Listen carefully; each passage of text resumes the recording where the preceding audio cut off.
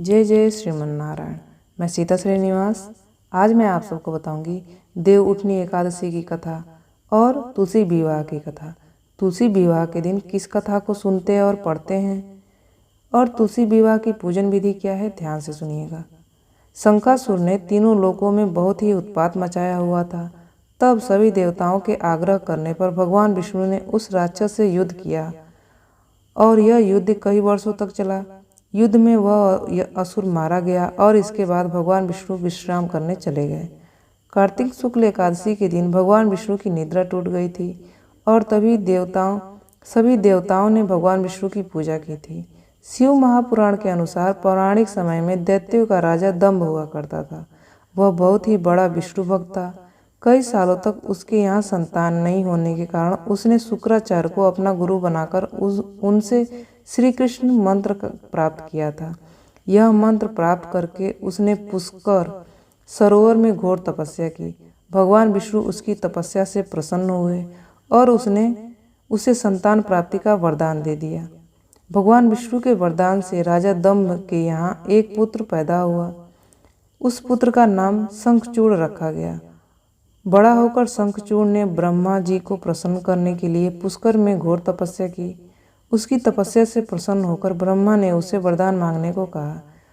तब शंखचूड़ ने वरदान मांगा कि वह हमेशा अजर अमर रहे, वह कोई भी देवी देवता उसे मार न पाए। ब्रह्मा ने उसे यह वरदान दे दिया और कहा कि वरदी वर जाकर धर्मध्वज की पुत्री तुलसी को तपस्या कर रही है, उससे विवाह कर लो। शंखचूड़ ने वैसा ही किया और तुलसी के साथ विवाह के बाद सुखपूर्वक रहने लगा। उसने अपने बल से देवताओं, असुरों, दानवों, राक्षसों, गंधर्वों, नागों, किन्नरों, मनुष्यों तथा त्रिलोकी के सभी प्राणियों पर विजय प्राप्त कर लिया। वह भगवान श्री कृष्ण का परम भक्त था। शंखचूड़ के अत्याचारों से सभी देवता परेशान होकर ब्रह्मा जी के पास गए और ब्रह्मा जी उन्हें भगवान विष्णु के पास ले गए। भगवान विष्णु ने कहा कि शंखचूड़ की मृत्यु भगवान शिव के त्रिशूल से ही होगी, अतः आप उनके पास जाएं। भगवान शिव ने चित्ररथ नामक गण को अपना दूत बनाकर शंखचूड़ के पास भेजा। चित्ररथ ने शंखचूड़ को समझाया कि वह देवताओं को उनका राज्य लौटा दे, परंतु शंखचूड़ ने मना कर दिया और कहा कि वह महेश्वर से युद्ध करना चाहता है। भगवान शिव को जब यह बात पता चली तो वो युद्ध करने के लिए अपनी सेना लेकर निकल पड़े। इस तरह देवताओं और दानवों में घमासान युद्ध हुआ, परंतु ब्रह्मा जी के वरदान के कारण शंखचूड़ को देवता नहीं मार पाए। भगवान शिव ने शंखचूड़ का वध करने के लिए जैसे ही अपना त्रिशूल उठाया तभी आकाशवाणी हुई, जब तक शंखचूड़ के हाथ में श्री हरि का कवच है और उसकी पत्नी का साथी तो अखंडित है, तब तक वह इसका वध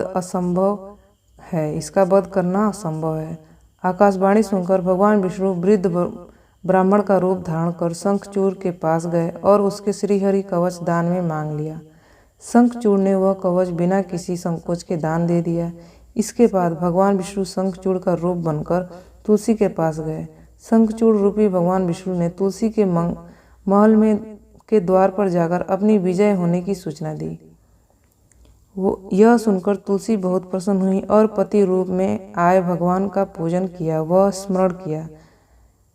रमण किया। ऐसा करते ही तुलसी का सतीत्व नष्ट हो गया और भगवान शिव ने युद्ध में अपने त्रिशूल से शंखचूड़ का वध कर दिया। तब तुलसी को पता चला कि वे उनके पति नहीं हैं, बल्कि वे तो भगवान विष्णु हैं। क्रोध में आकर तुलसी ने कहा कि आपने छल पूर्वक मेरा धर्म भ्रष्ट किया है और मेरे पति को मार डाला, अतः मैं आपको श्राप देती हूँ कि आप पाषाण होकर धरती पर रहें। तब भगवान विष्णु ने कहा, देवी तुम मेरे लिए भारतवर्ष में रहकर बहुत दिनों तक तपस्या कर चुकी हो। तुम्हारा यह शरीर नदी रूप में बदलकर गंडकी नामक नदी के रूप में प्रसिद्ध होगा। तुम पुष्पों में श्रेष्ठ तुलसी का वृक्ष बनकर जाओगी और सदा मेरे साथ रहोगी। तुम्हारे श्राप को त्याग करने के लिए मैं पाषाण शालिग्राम बनकर रहूँगा। गंडकी नदी के तट पर मेरा वास होगा। देव प्रबोधनी एकादशी के दिन भगवान शालिग्राम व तुलसी का विवाह संपन्न कर मांगलिक कार्यों का प्रारंभ किया जाता है। हिंदू धर्म मान्यता के अनुसार इस दिन तुलसी शालिग्राम विवाह करने से अपार पुण्य प्राप्त होता है। अब मैं आपको बताने जा रही हूँ तुलसी विवाह की पूजन विधि। देवउठनी एकादशी के दिन व्रत करने वाली महिलाएं प्रातः काल में स्नान आदि से निवृत्त होकर आंगन में चौक बनाएं। इसके पश्चात भगवान विष्णु के चरणों को कलात्मक रूप से अंकित करें।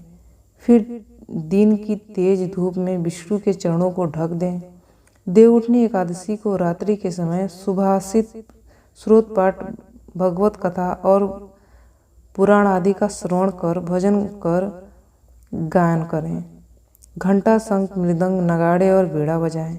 विविध प्रकार के खेल कूद, लीला और नाच आदि के साथ इस मंत्र का उच्चारण करें।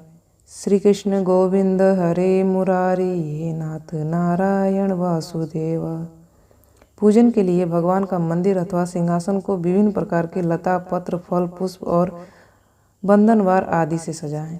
आंगन में देवोत्सव का चित्र बनाएं। तत्पश्चात फल, पकवान, सिंगाड़े, गन्ने आदि चढ़ाकर डलिया में ढक दें तथा दीपक जलाएं। विष्णु पूजा या पंचदेव पूजा विधि विधान के साथ अथवा रामार्चन, चंद्रिका आदि के अनुसार श्रद्धापूर्वक पूजन तथा दीपक, कपूर आदि से आरती उतारें। इसके बाद इस मंत्र से पुष्पांजलि दें। ओम नमो भगवते वासुदेवाय, ओम नमो भगवते वासुदेवाय। ये जानकारी आपको कैसी लगी? इस तरह की जानकारियाँ पाने के लिए आप इस चैनल को सब्सक्राइब कर दीजिएगा। आपका दिन शुभ हो, आपका दिन मंगलमय हो, इसी आशा और आशीर्वाद के साथ इस वीडियो को समाप्त करती हूँ। जय जय श्रीमन्नारायण।